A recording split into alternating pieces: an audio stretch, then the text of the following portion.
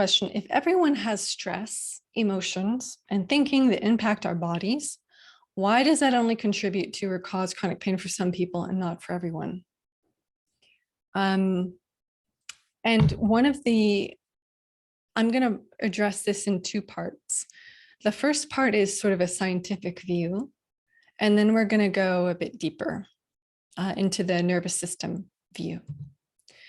So if we look at who develops persistent pain, one of the things that the science has shown pretty strongly is that there are stages of chronic pain development that happen before chronic pain actually hits. One of the first stages is predisposition. So Vanya Apkarian, who's the co-founder of AVO, has done studies that show that different brain features that impact how emotional information is handled actually predispose people to develop pain in the future.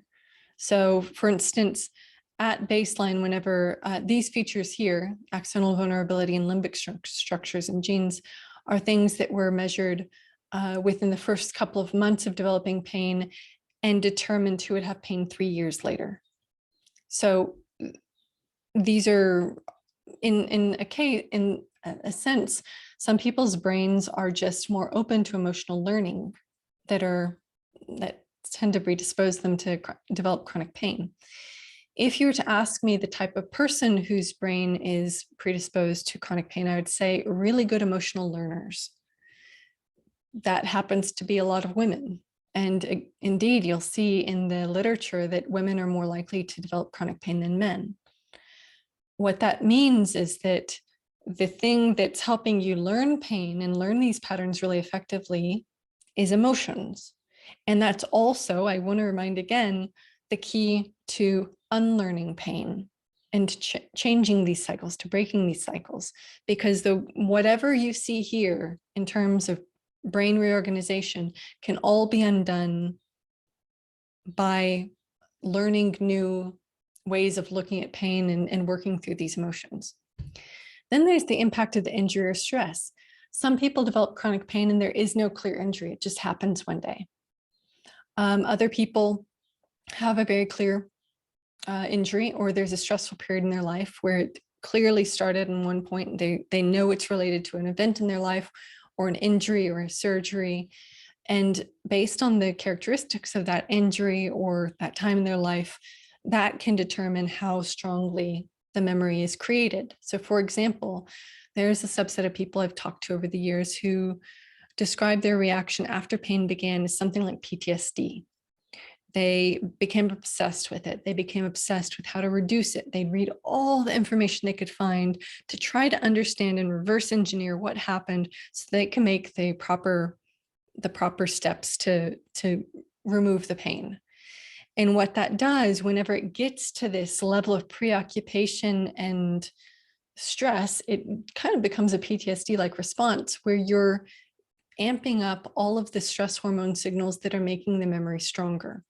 And this isn't, it's something that we naturally do that can be, again, changed by working through what happened during the early days whenever the pain first began. Then there's also this period called the transitional period, which is about the first 6 months of having pain. And what determines whether someone will transition into chronicity is how much two brain regions are talking to one another.